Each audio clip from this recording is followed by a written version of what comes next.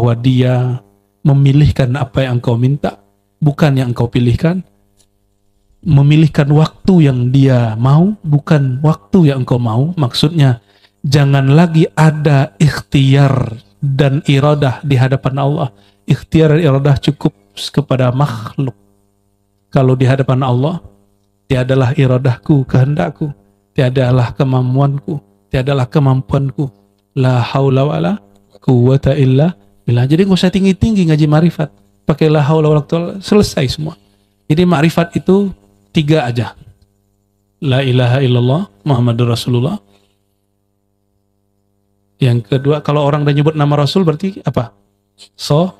Salawat. Berarti di situ ada cinta. Yang ketiga, la haula wala quwata illa, berarti tiada dirinya kecuali dia ada karena Allah. Tiada kehendaknya kecuali kehendak Allah. Udah 3 itu ma'rifat.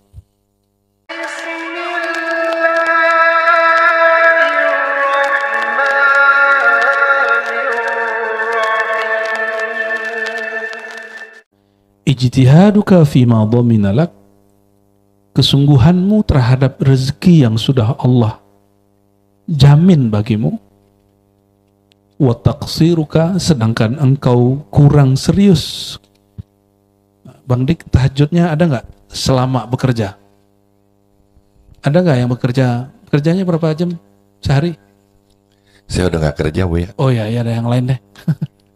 Yang kerja berangkat jam berapa? Berangkat jam 6, jam 7. Jam 7. Anggap PNS atau karyawan, berangkatnya jam berapa? Jam 7. Pulang jam 5, nyampe di rumah jam 7 lagi. Berarti 12 jam di luar rumah. Adakah di antara antum ini yang tahajudnya selama itu? Itu namanya kurang. Benar nggak? Katanya akhirat dan dunia mesti seimbang. Seimbang mau 50-50. 50% mau. Tidak. Jadi tidak ada ayat yang menyebutkan bahwa dunia dan akhirat itu seimbang. Yang ada itu Allah mengatakan ibtaghi fima ataakallahu ad-daral akhirah. Surat Al-Qasas ya. Ini kopiahnya, oh kopiah Bugis ya. Saya baru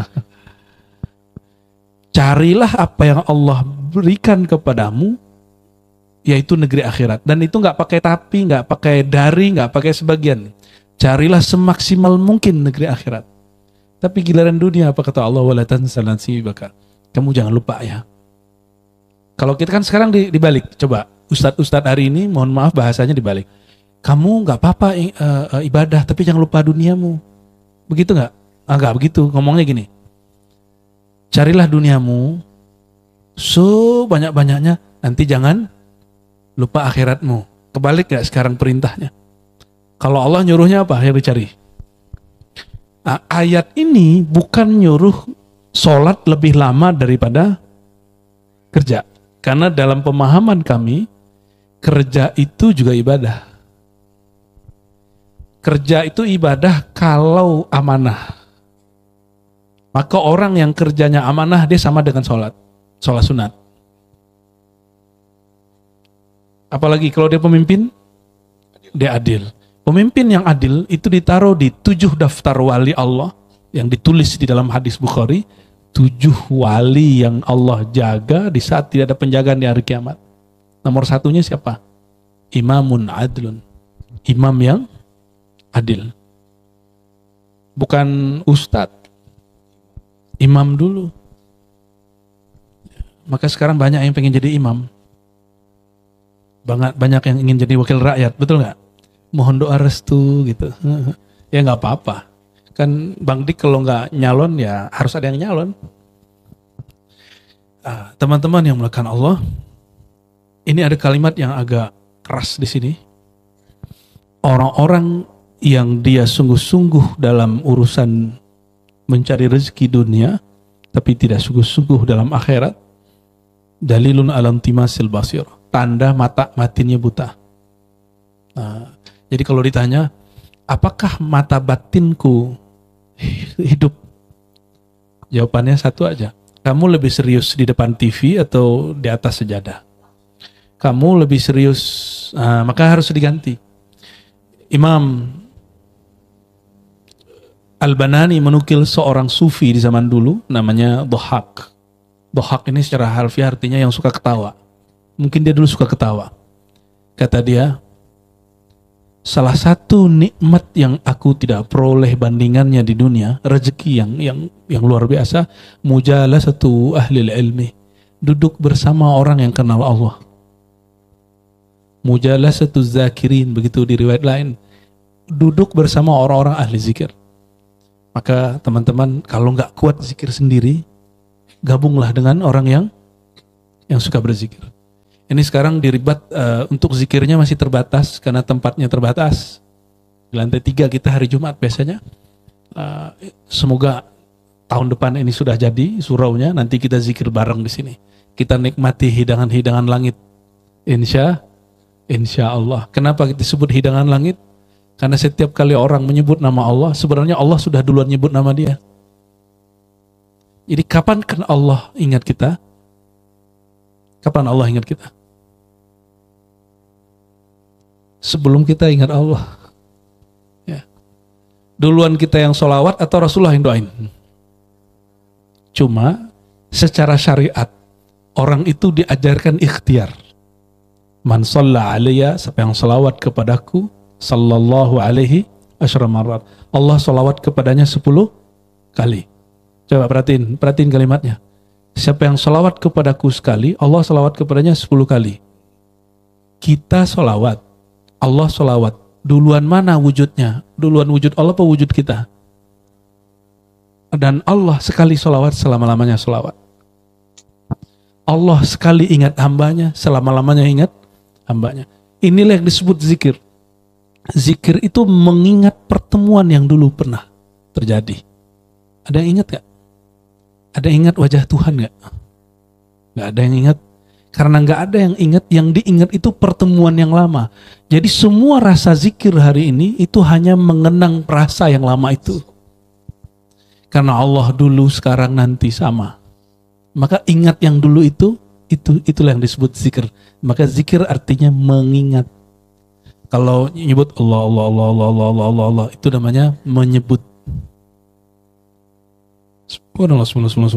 Itu namanya memuji.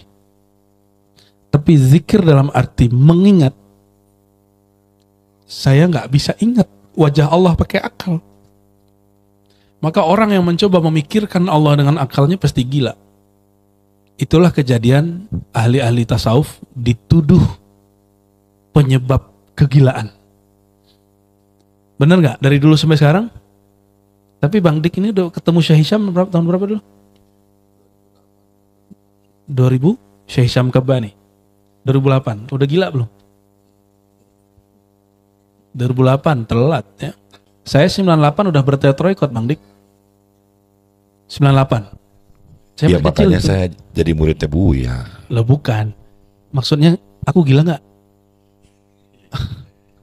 Mana ada dokter gila kan? Nggak, jadi teman-teman, ketika ada kejadian satu, jangan dipukul rata. Tahu nggak? Ada kelas saya, ada yang masuk UIN gila. Terus ngomong gini nggak? Kamu jangan masuk UIN, ntar gila, gitu nggak?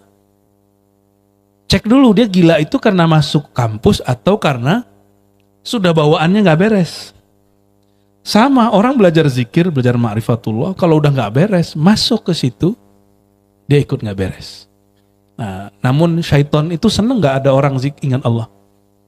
Saya di pertemuan bulan lalu, saya kasih pertanyaan kalau nggak salah.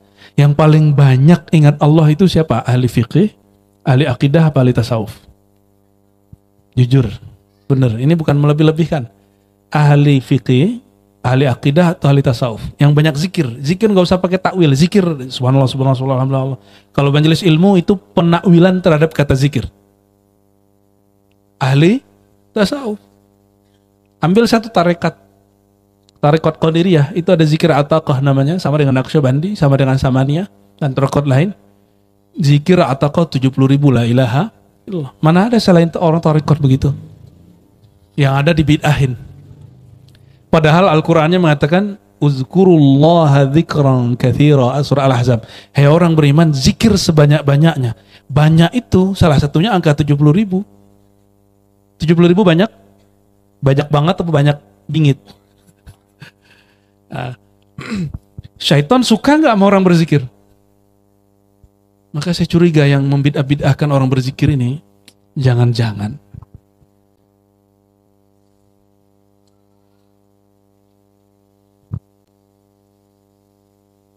dulu syaitan itu yang bernama Azazil pernah didatangi gerombolan malaikat, lalu minta doa.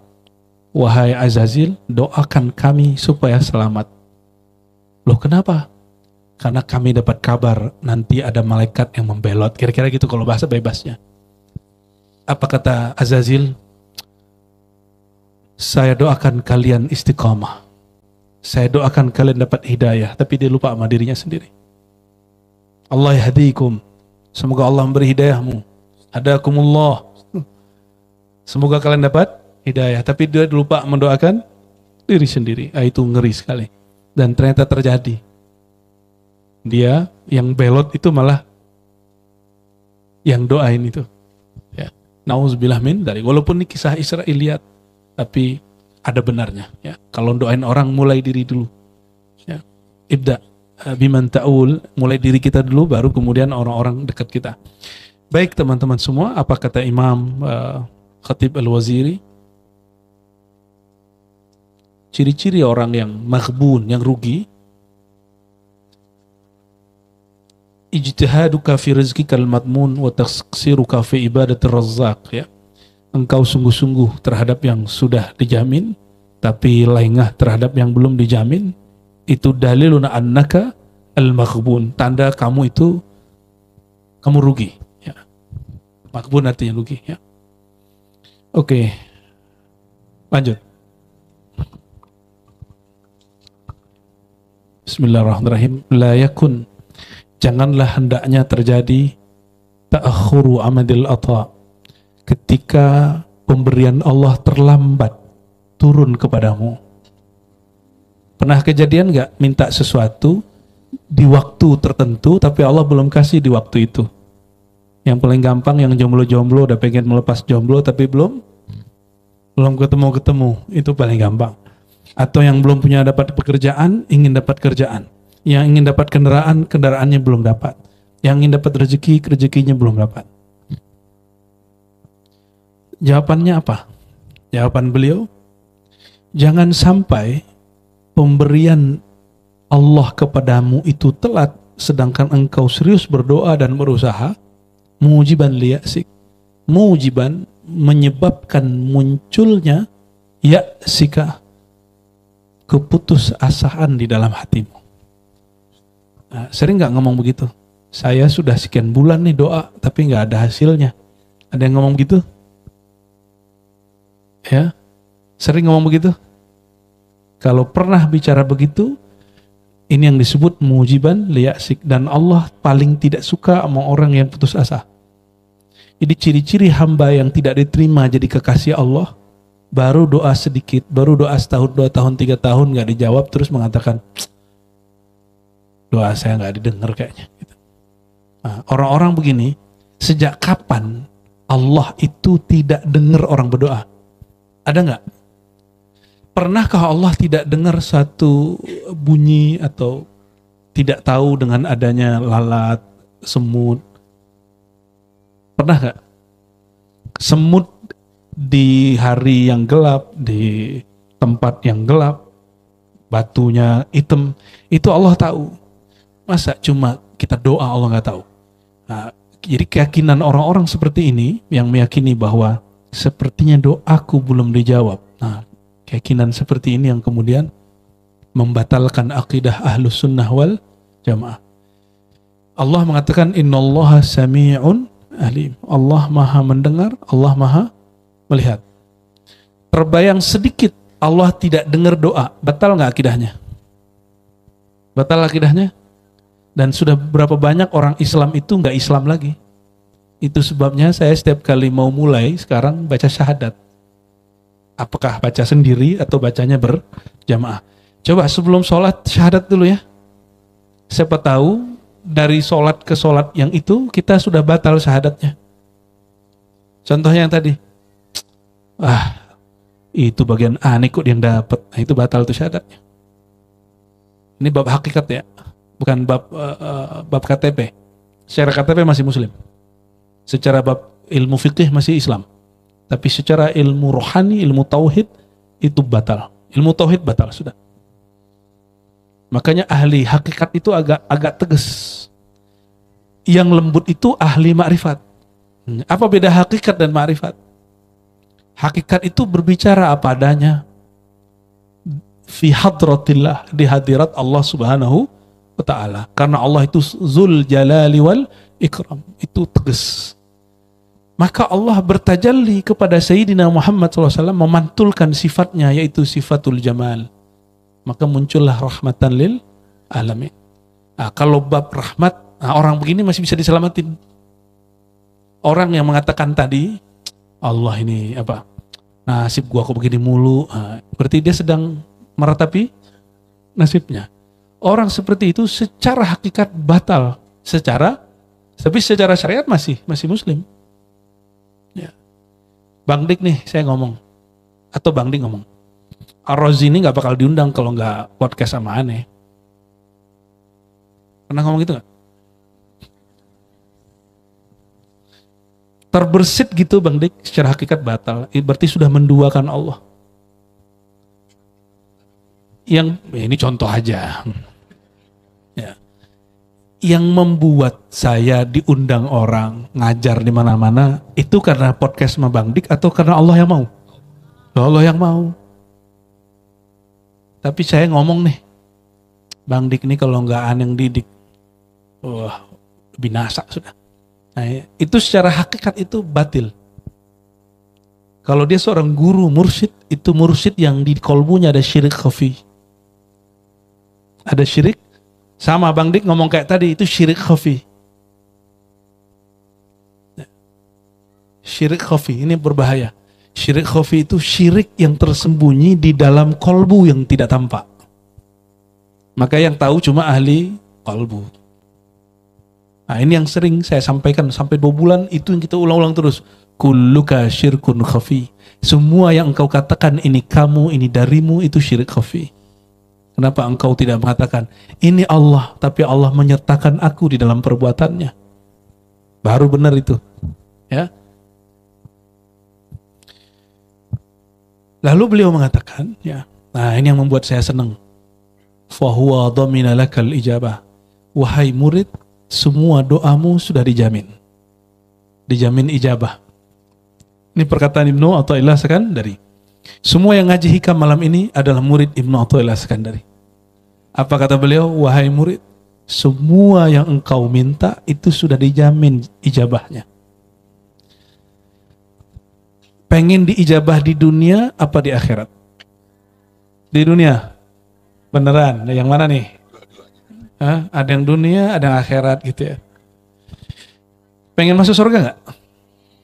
Tahu nggak nanti makom di surga itu makom tertinggi itu didapat bagi orang, salah satu yang tertinggi didapat oleh orang-orang yang doanya belum diijabah di dunia, diijabahnya di akhirat. Terus dia ngomong, ya Allah kalau begini sebaiknya dulu aku meminta jangan ijabah di dunia, ya Allah ijabah saja di akhirat.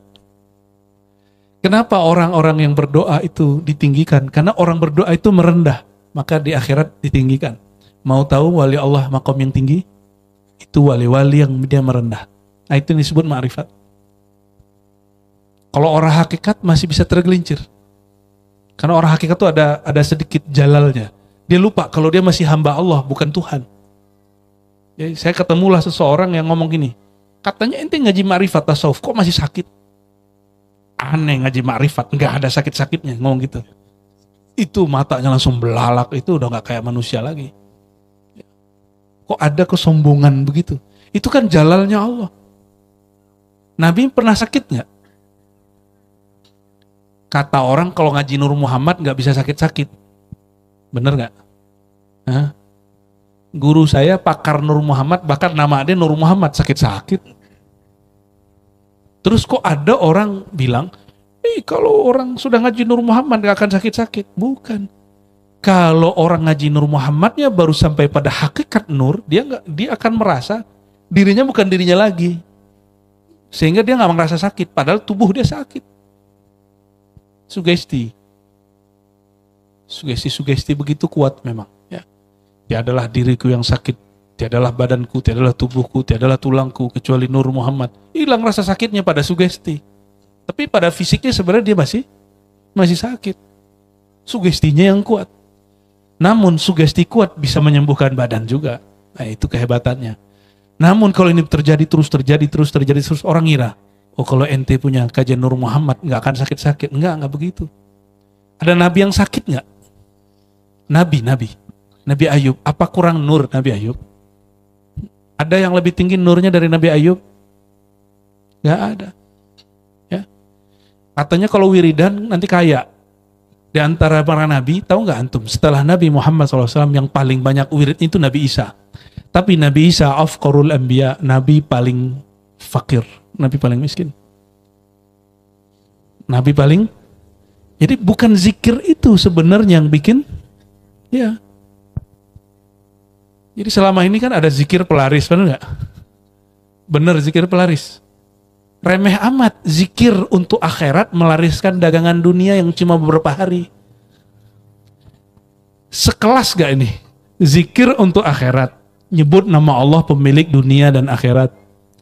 Antum gunakan zikir itu untuk melariskan dunia, supaya jebol jadi anggota legislatif, supaya jebol jadi wakil rakyat, jadi bupati, jadi wah, remeh bener.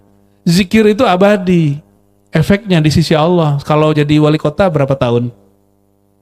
Jadi wakil rakyat berapa tahun? Ya, terlalu remeh. Tapi boleh nggak minta dengan zikir dunia? Boleh. Secara ilmu hukum boleh. Tapi secara ilmu hakikat itu su'ul adab. Secara hakikat itu su'ul adab. Apa arti su'ul adab? Nggak sopan itu.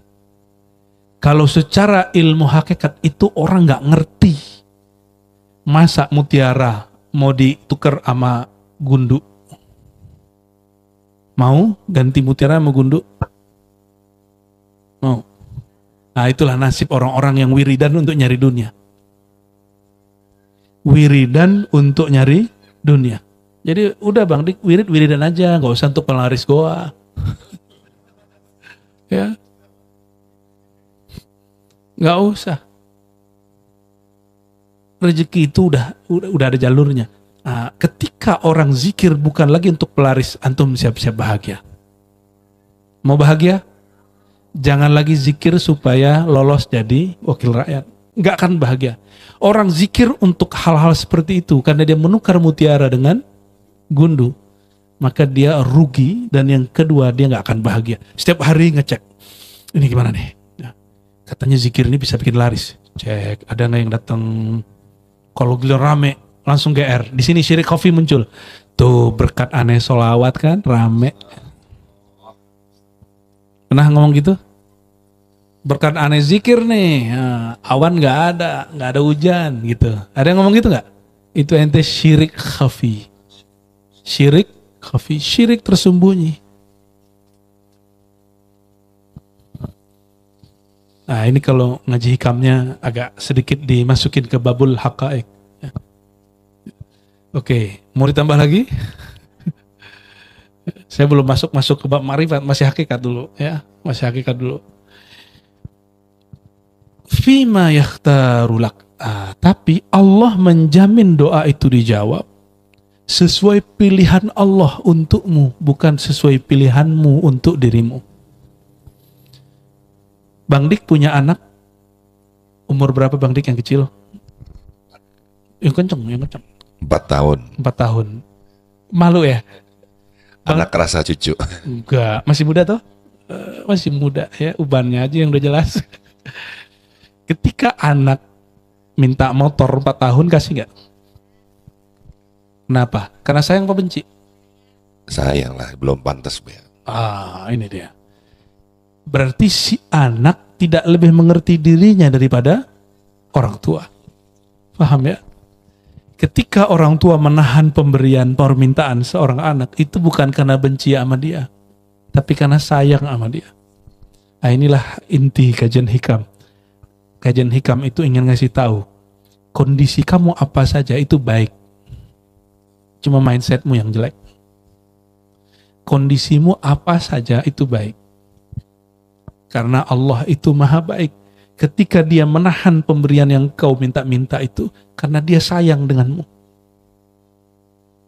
Kalau seandainya dikasih itu bocah 4 tahun, motor jatuh nggak? Tabrakan nggak? Nah, Allah itu kalau nggak sayang kepada si hamba, minta apa aja dikasih. Nah, ini hati-hati. Alamatul mal'unin al-matrudin. Ciri-ciri orang yang ditolak sama Allah, apa aja yang dia minta dikasih. Selevel Nabi minta ada yang nggak dikasih nggak? Ada.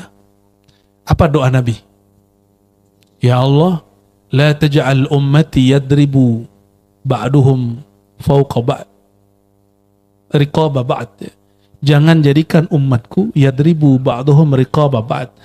Umatku berselisih, bertengkar satu sama lain. Itu diaminkan? Tidak. Makanya hari ini orang belajar fikih tengkar. Baru hijrah, ternyata hijrah itu banyak alirannya juga. Ada hijrah ke kanan, ada ke kiri. Nggak tahu Bang Dik nih hijrah yang kemana nih? Bang Ronald hijrah kemana Bang? Gimana Bang Irwan? Ya, hijrahnya? Kalau antum hijrahnya ke Ustadz, banyak jalannya. Nanti ada ilir, ada mudik, ada kiri, ada kanan. Tapi kalau hijrah ke faman kanat hijratuhu ilallahi wa rasulih. Kalau hijrahnya ke Allah aman. Karena Allahnya cuma satu. Kalau Ustadz banyak. Ya. Orang masuk thariqat, katanya hijrah masuk thariqat. Apakah orang thariqat itu adem-adem aja atau sekarang bertengkar? Tengkar nggak? Tengkar. Berarti bertorikot belum tentu beres. Orang torikot tuh, torik artinya jalan. Orang yang baru di jalan, aja orang jalan hari ini. Jadi bertorikot belum cukup. Mesti sampai kepada hakar. Orang torikot hari ini cuma wirid. Padahal guru-guru kita ahli torikoh. Mereka tidak hanya mengajarkan wirid. Mereka sebelum mengajarkan wirid, kenalkan dulu siapa nama yang diwiridkan. Hari ini, baru ketemu Bang Dik misalnya nih Kiai. Pak Kiai, ijazahin zikir dong. Nah, langsung minta ijazah. Langsung minta beban. Itu orang cerdas apa orang konyol? Ciri-ciri murid yang kurang arif. Baru ketemu minta wirid, berarti nyari beban. Seharusnya kalau baru ketemu bilang, tolong terima aku jadi murid, tolong doain supaya istiqomah, begitu aja. Gak usah minta wirid. Kalau dikasih sama gurunya 10.000 gimana? Ini amalinnya sholawat sehari 10.000. Kayaknya antum gak balik-balik lagi tuh. Jadi kalau ketemu gak usah langsung minta talqin, gak usah ngaji aja. Minta izin sama gurunya, izinkan saya ikut ngaji, ikut belajar. Gak tahu kalau guru di luar sana, mursyid di luar sana mungkin, ayo talqin itu urusan mereka. Tapi kita sedang menghidupkan, ngaji dulu, kenali dulu yang engkau sembah, baru minta amalan sembahannya. Jangan nyembah dulu sebelum kenal, nanti nyembah hantu. Gak jelas siapa yang disembah. Sembah kan menghormati, mengabdikan diri. Maukah mengabdikan diri kepada zat yang tidak dikenal? Mau gak? Nah, selama ini mohon maaf orang tua itu cuma ngitin anak, kamu sholat. Tapi anaknya gak diajarin siapa yang disembah di dalam sholat. Ya. Akhirnya mohon maaf mungkin di antara yang hadir malam ini ada yang merasa sholat itu beban waktu disuruh orang tuanya dulu. Bener gak? Ya, bener ya? Ya, yang ngangguk-ngangguk, yang diam-diam malu itu semuanya itu. Kira-kira lebih kenal Allah atau lebih kenal orang tua kondisi si hamba? Lebih mengerti Allah kebutuhan Bang Dik atau orang tua Bang Dik? Oke. Tapi anak kecil apa kata dia ketika orang tuanya nggak ngasih? Papa nggak sayang gitu ya. Ya. Fa'akul lakum ayyuhal hadirun. Jadi saya sampaikan, ketika ada seseorang ngomong begini, Allah kok belum ngasih-ngasih ya? Itu rohaninya mirip seperti anak 4 tahun. Maka rohani itu ada kualitas umurnya. Jadi ada rohani dewasa, ada rohani masih anak-anak. Yang suka ngeluh, suka tersinggung, itu anak-anak. Yang suka baper, suka ngambek. Jangan dikira di dinotorikot nggak ada orang ngambek. Banyak orang ngambek di dinotorikot. Saya aja ketemu mursyid ngambek sama temannya mursyid, padahal gurunya satu. Nggak sapa-sapaan sampai mati. Katanya mursyid apa bullshit? Ya mohon maaf. Bagaimana dia mau mengajarkan orang jalan kepada Rasulullah, sedangkan jalan Rasulullah dia nggak tempuh. Dia nggak pernah nempuh jalan, terus dia mengajak orang ke situ, tersesat nggak? Pasti tersesat. Makanya banyak kiai-kiai dulu ngomong begini musim 2019, yang nggak nyoblos coblosanku bukan santriku. Nah, pernah dengar nggak dulu? Sejak kapan coblosan sama itu urusannya adalah urusan guru dan murid? Ya. Nauzubillah min dalik ya. Mohon maaf jika ada yang tersinggung. Ya alhamdulillah. Presiden 2024 sudah Allah tentukan belum? Wah, sama kita santai aja ya. Jadi Allah sudah siapa yang menang sudah tahu? Siapa? Ya kitanya nggak tahu, tapi Allah sudah tahu. Ya sudah, ngapain repot-repot? Ya. Jadi membingungkan hal yang sudah dijamin, itu yang disebut taksiruka, tanda-tanda batinnya mati, ketutup sama WhatsApp, ketutup sama hoaxnya di YouTube. Karena dia tidak mengaktifkan kecerdasan kolbunya, yang diaktifkan cuma kecerdasan handphonenya. Yang dulu pernah terlibat seperti itu, ya sesalilah. Kita ampun kepada Allah. Mungkin ada dulu orang yang kita sakiti dengan takbir-takbir kita. Dulu ada orang yang kita sakiti cuma dengan perbedaan pilihan kita ya. Ternyata yang dipilih jadi menteri. Kena pranknya. Lalu yang masih ingat gak dulu? Gak jadi deh, itu bab politik. Saya ngekat sampai di situ aja ya. Yang relevan dengan hikam aja. Orang itu akan jadi apa? Itu berdasarkan firasat seorang wali atau mau-maunya Allah.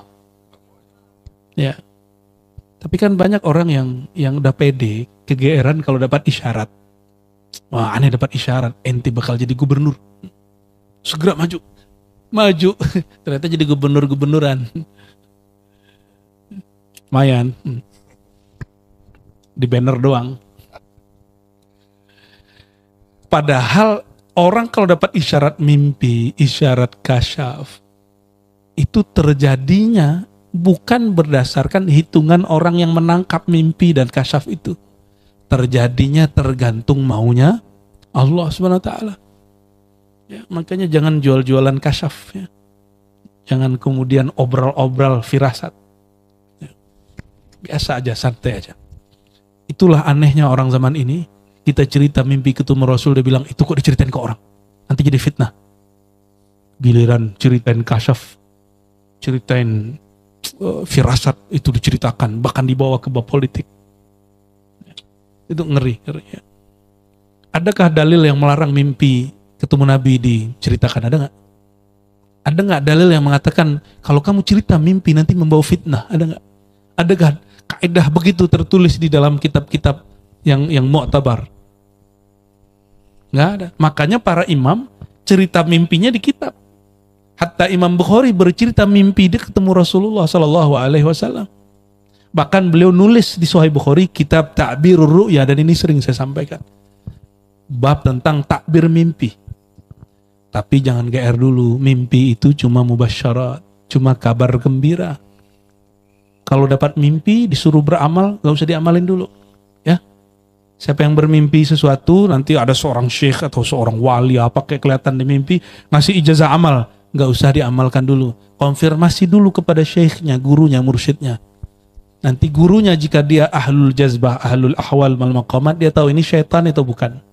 Biiznillah, dengan izin Allah Subhanahu wa taala. Ya. Lebih bagus ketemu jaga daripada ketemu mimpi. Mau nggak ketemu jodoh di mimpi? Ngapain? Mending ketemu jaga, nggak usah mimpi.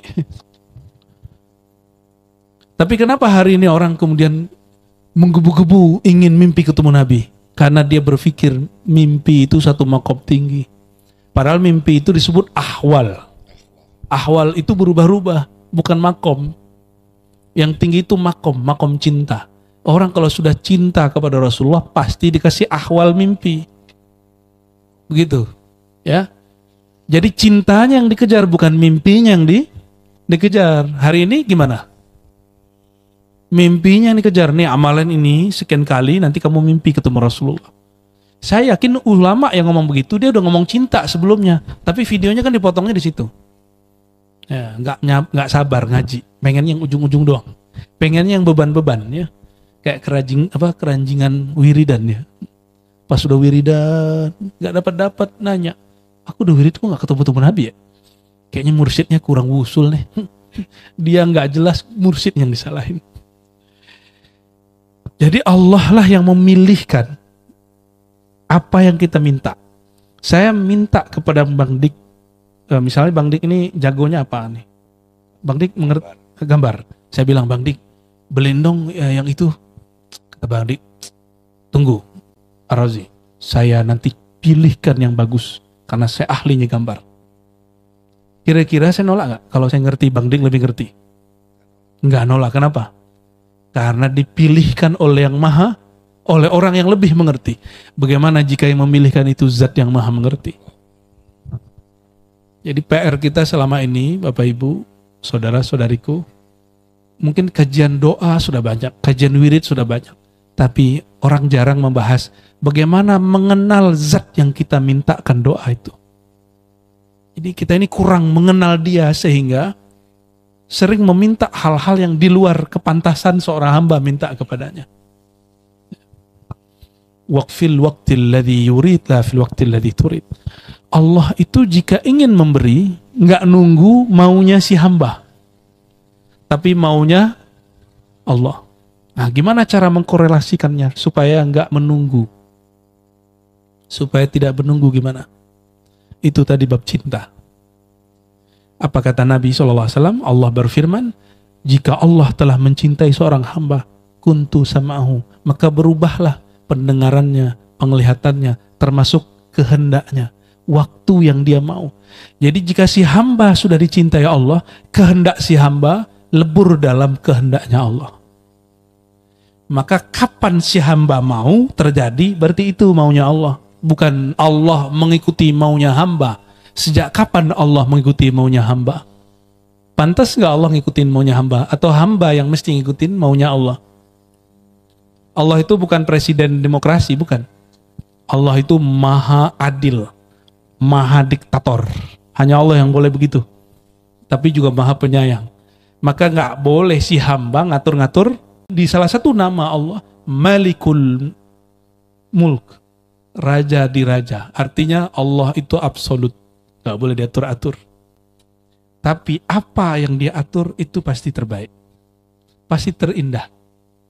Jadi teman-temanku, saudara-saudaraku yang makan Allah, bagaimana caranya mengkorelasikan ini bahwa dia memilihkan apa yang engkau minta, bukan yang engkau pilihkan. Memilihkan waktu yang dia mau, bukan waktu yang engkau mau. Maksudnya, jangan lagi ada ikhtiar dan iradah di hadapan Allah. Ikhtiar dan iradah cukup kepada makhluk. Kalau di hadapan Allah, tiadalah iradahku, kehendakku, tiadalah kemampuanku, tiadalah kemampuanku. La haula wala quwwata illa billah. Jadi nggak usah tinggi-tinggi ngaji ma'rifat. Pakai la haula wala quwwata, selesai semua. Jadi ma'rifat itu 3 aja. La ilaha illallah Muhammadur Rasulullah. Yang kedua, kalau orang udah nyebut nama Rasul berarti apa? Salawat. Berarti di situ ada cinta. Yang ketiga, la haula wala quwwata illa, berarti tiada dirinya kecuali dia ada karena Allah. Tiada kehendaknya kecuali kehendak Allah. Udah 3 itu ma'rifat. Gampang? Nah, di situ nanti ada bismillah, ada subhanallah, itu tercakup semuanya dalam. Baik, Siti Hanifah.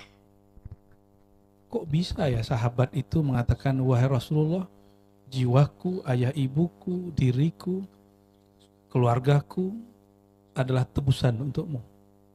Kok bisa ya? Karena ada satu riwayat, tapi ini riwayat ini hanya mempertegas. Lebih dari itu sebenarnya. La yu'minu ahadukum hatta akuna ahabba ilaih.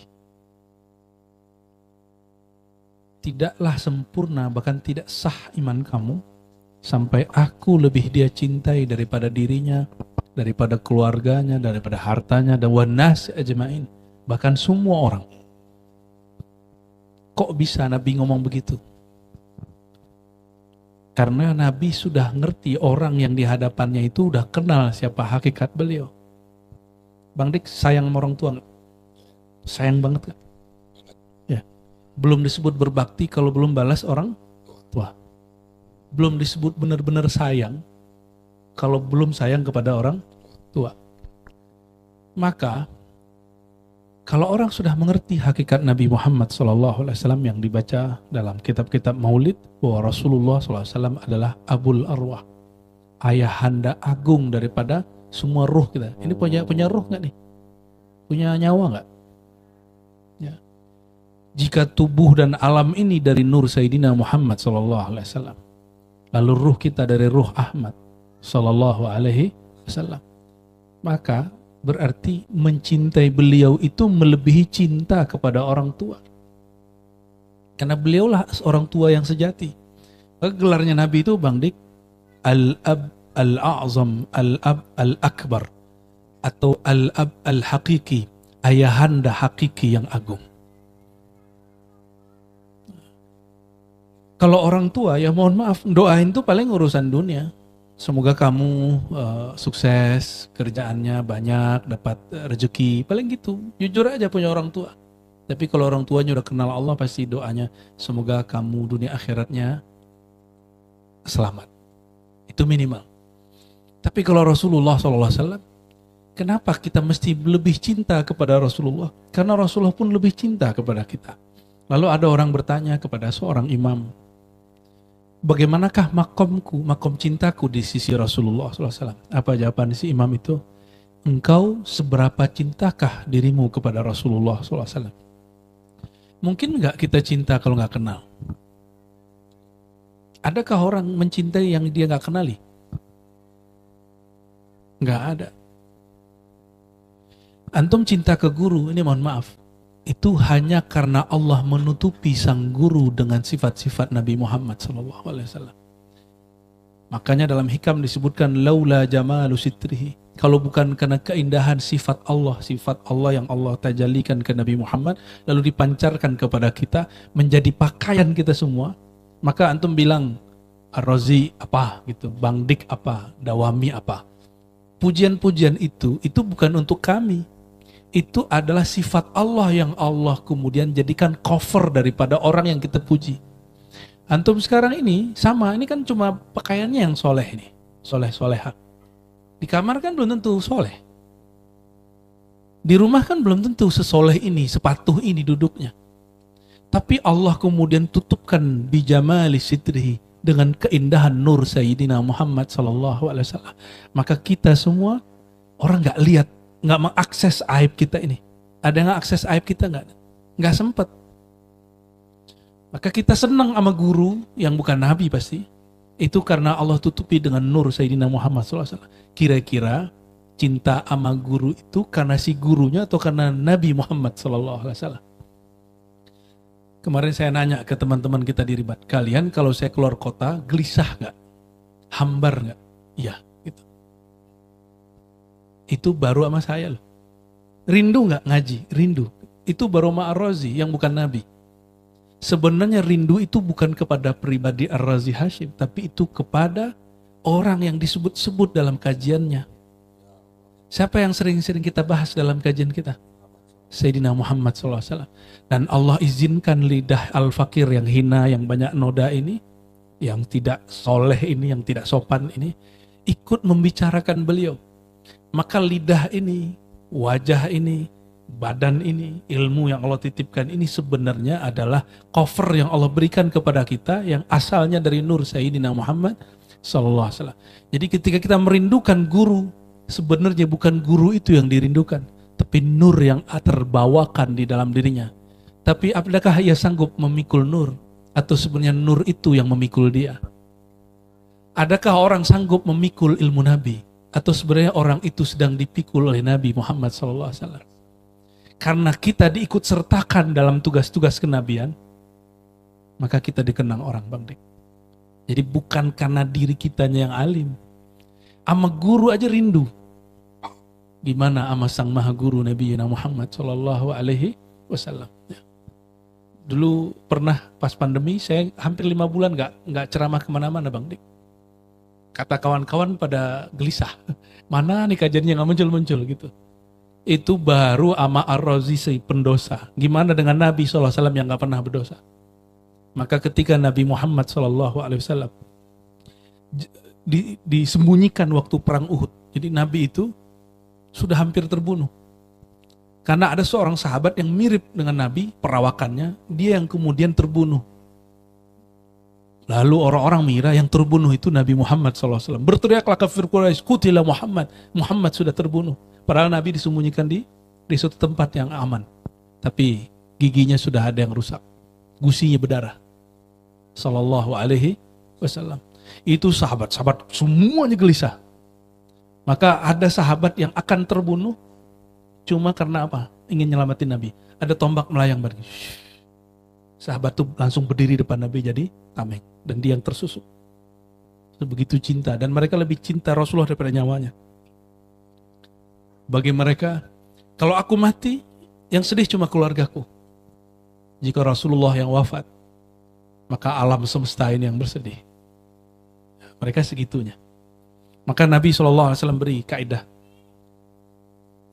Kalau menurut ahli syariat, terjemahannya, kata Ibnu Hajar ini, Ibnu Hajar memilih terjemahan ini. La yu'minu ahadukum, tidak sempurna imanmu.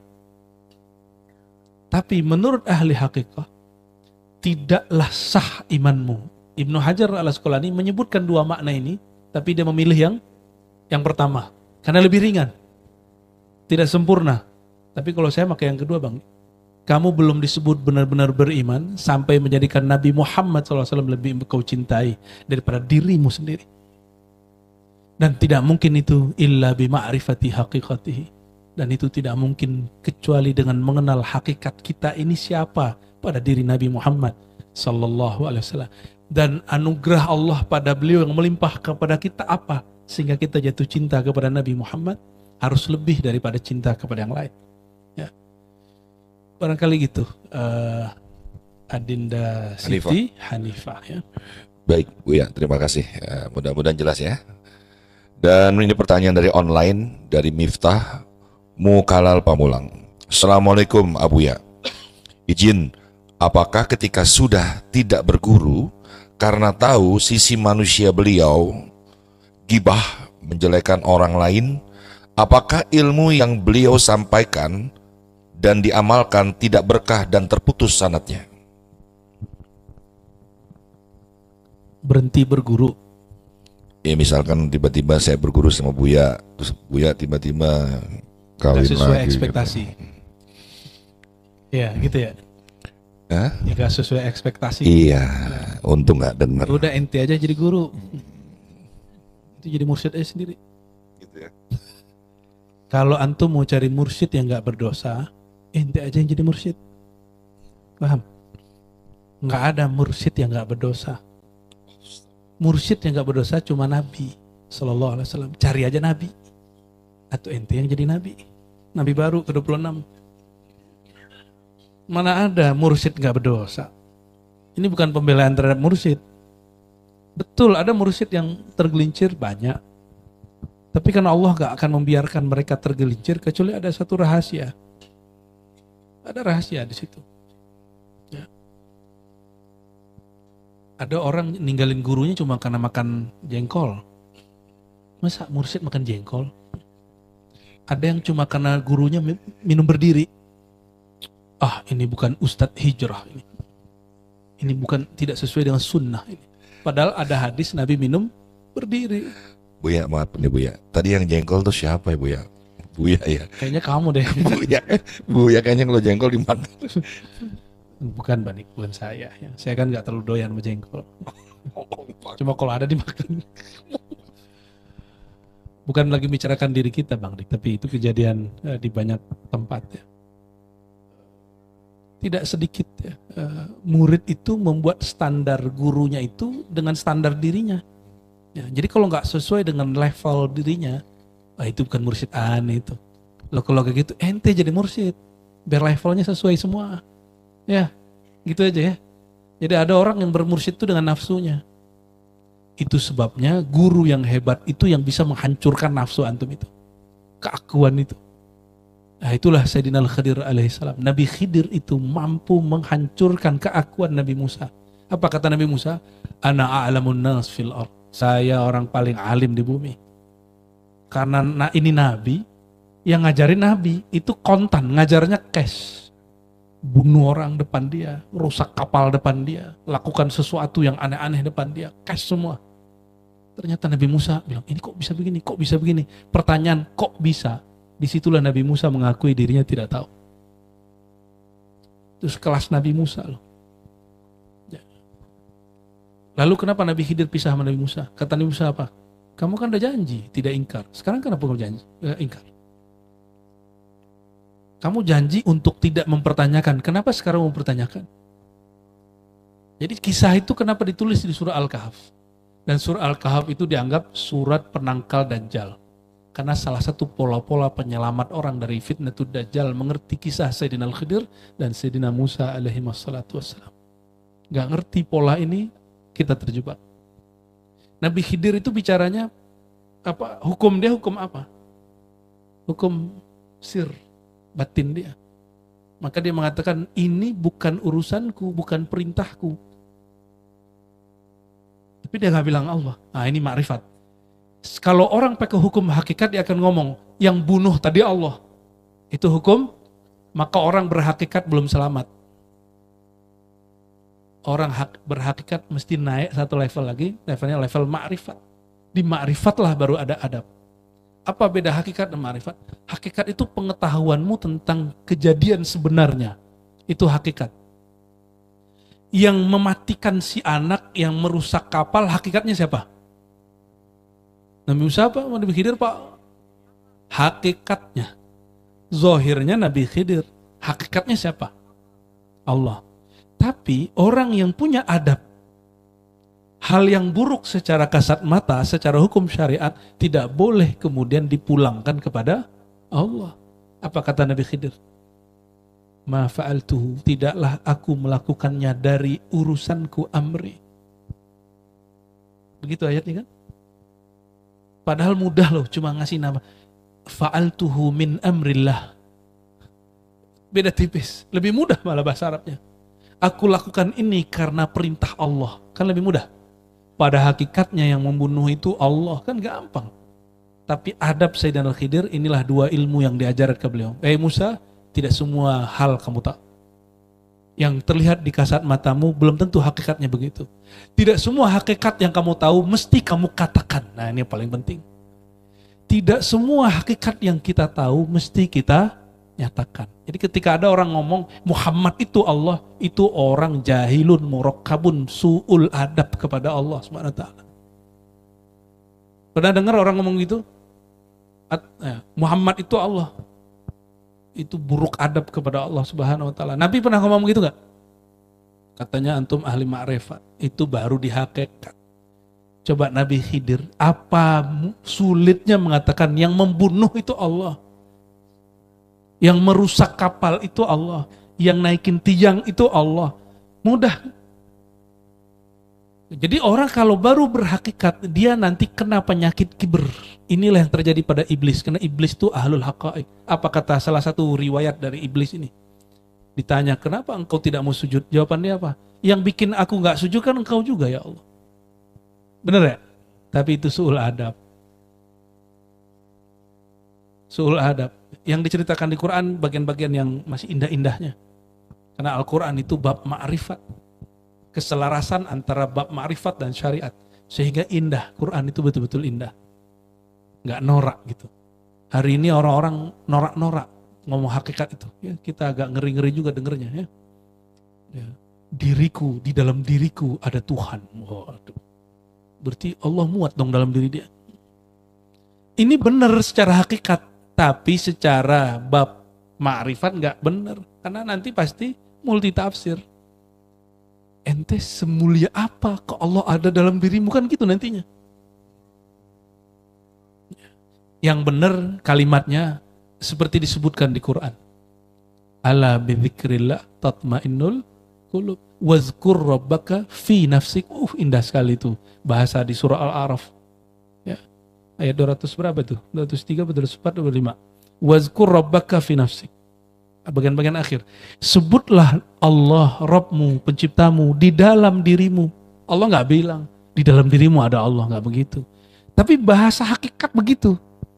Maka teman-temanku pengkaji ma'rifat, pengkaji hakikat, ini nasihat untuk diri saya. Kalau ada saya keceplosan, tolong diingetin.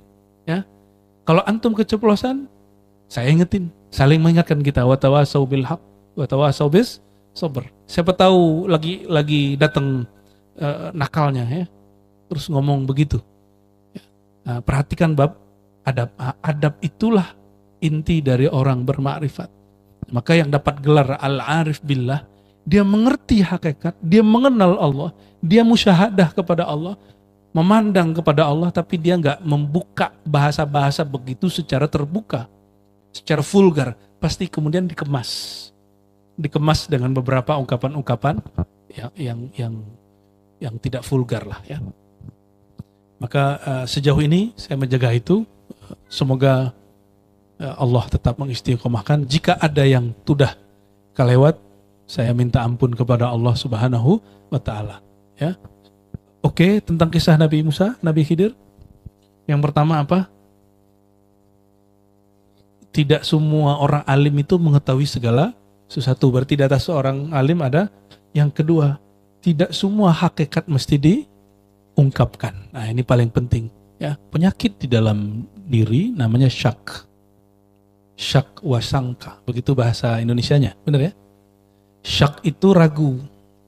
Ragu itu percaya tapi nggak full. Percaya tapi nggak full, itu masih ragu. Saya mau tanya, ragu nggak rezeki dijamin Allah? Sedikit aja. Ya. Sedikit aja, ada sedagu sedikit. Ternyata yang terjadi itu salah faham. Orang mengira meyakini rezeki dijamin itu berarti nggak kerja. Nah, ini yang salah faham. Nggak ada urusannya. Bekerja itu urusan badan. Yang kita bicarakan bab kolbu. Orang yakin mau dia bekerja nggak bekerja itu urusan dia, tapi urusan dia sama Allah yakinnya itu. Makanya ada orang datang kepada Nabi, dia punya saudara nggak kerja tapi hadir di majelis Nabi. Yang nanggung makan saudaranya yang hadir di majelis Nabi siapa? Yang kerja ini. Apa kata dia? Wahai Rasulullah, yang hadir bersama engkau itu makan dari sakuku, dari pekerjaanku. Beban aja tuh orang, gitu ngomongnya. Apa kata Nabi? Tahukah kamu, jangan-jangan kamu diberikan rezeki oleh Allah karena saudaramu itu. Itu kata Nabi Shallallahu Alaihi Wasallam. Oke, yakin nggak Allah menjamin full rezeki kita?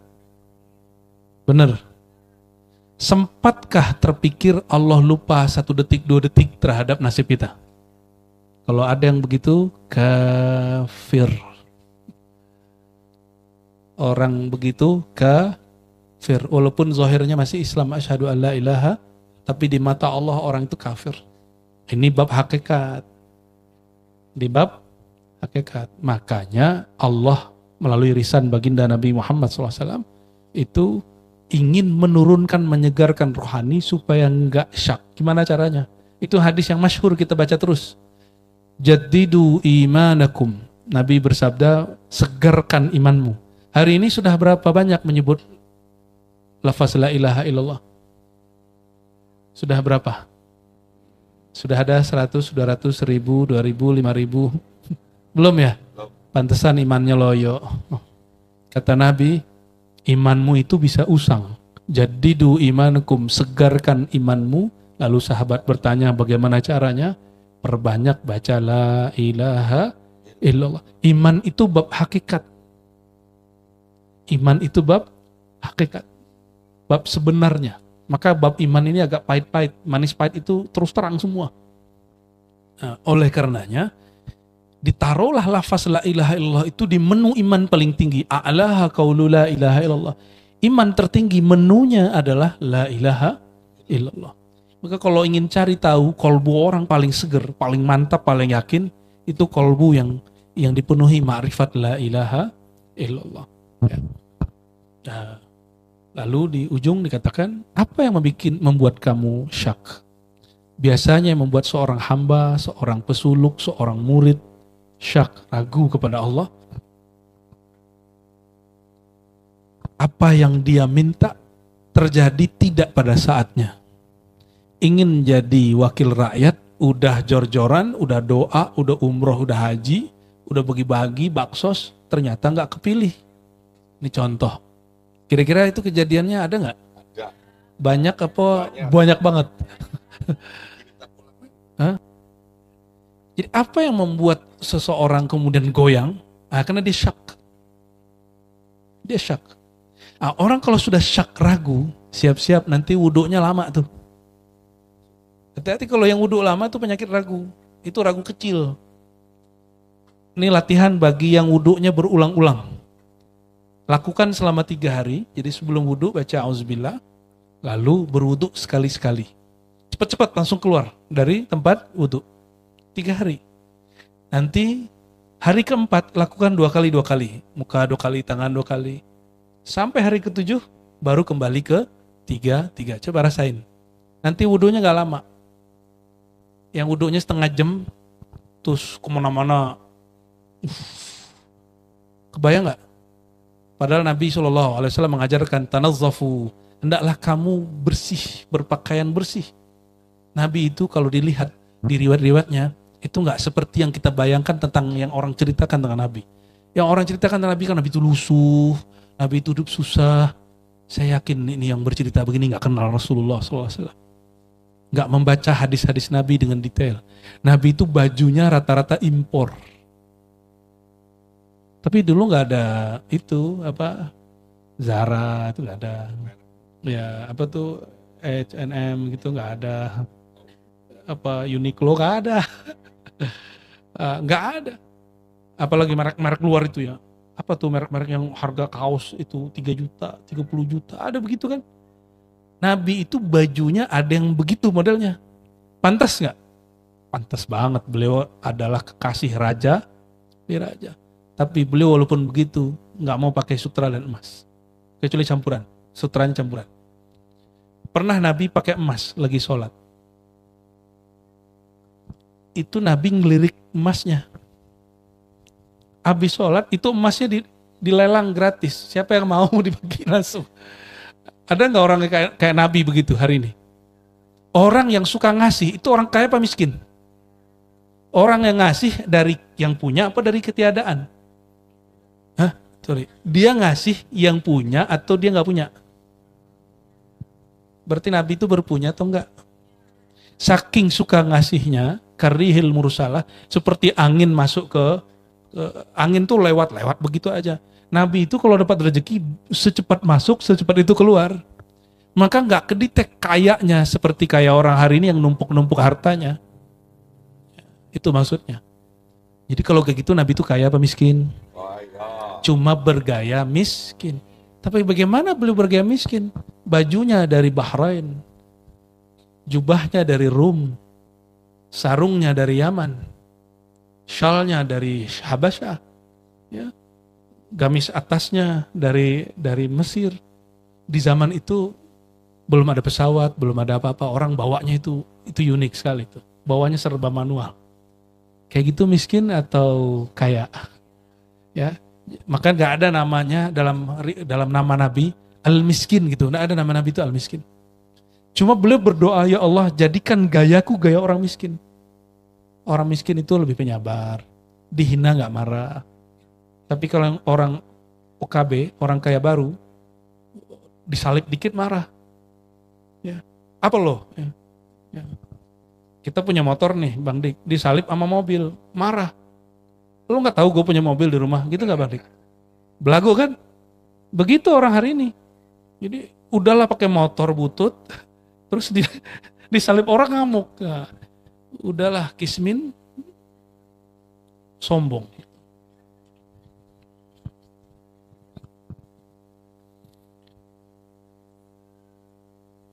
Apabila seorang hamba sedikit saja ada ragu di kolbunya, apa yang terjadi? Nur Muhammad di kolbunya padam. Itu yang disebut nur sarirah. Nur di dalam sirmu padam. Ragu gak? Maka orang ragu kepada gurunya, itu nur dia dengan gurunya udah putus, udah habis gak? Ya. Dan nasib orang yang begitu kemanapun berguru akan sama. Ini kabar buruk buat antum yang suka merendahkan guru-gurunya. Mau punya 1000 guru akan sama. Nasibnya sama. Dia akan mencari titik kesalahan gurunya dan itu membuat dia putus asa. Makanya dia bilang ente jadi mursyid aja. Ya. Biar nggak usah nyari kesalahan orang lain, supaya nyari kesalahan diri sendiri aja. Ya. Bermursyid kok malah nunggu salahnya mursyid, itu gimana ceritanya? Barangkali begitu Bang Rifat. Terus pikirannya ikut nakal gitu ya. Terus mencoba membayangkan Tuhan. Maka ikuti kajiannya dari awal. Kajian ma'rifatullah itu ada yang ma'rifatullah untuk akal. Babnya dalil pembuktian, dalil dari selain Allah. Apakah pakai akal sendiri atau pakai nas teks? Jadi mana bukti Allah satu? Qul huwallahu ahad. Pakai kalamnya.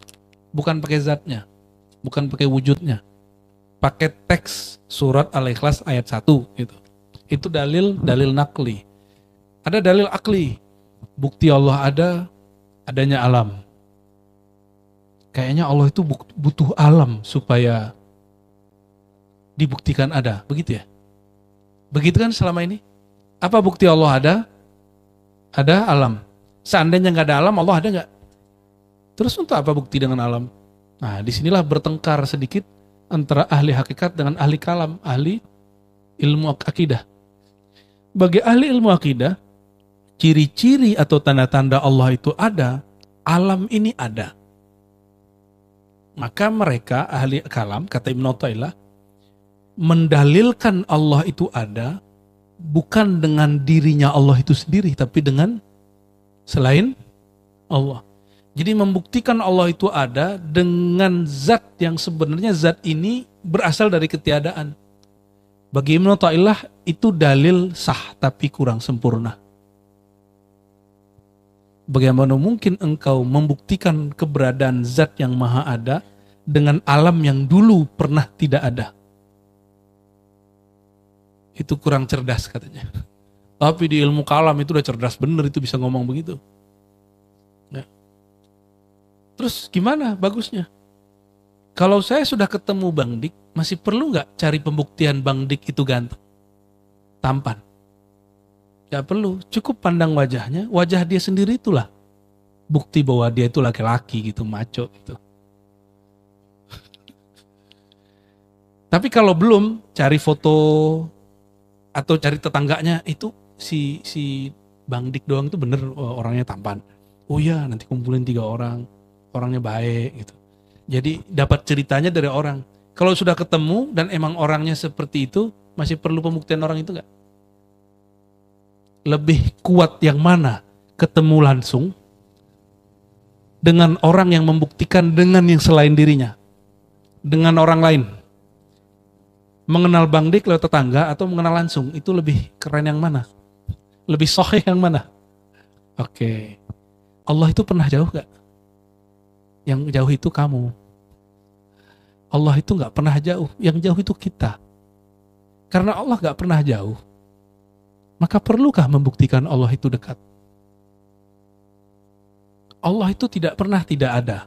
Lalu perlukah kita membuktikan Allah ini ada dengan alam yang tadinya pernah tiada dan akan tiada?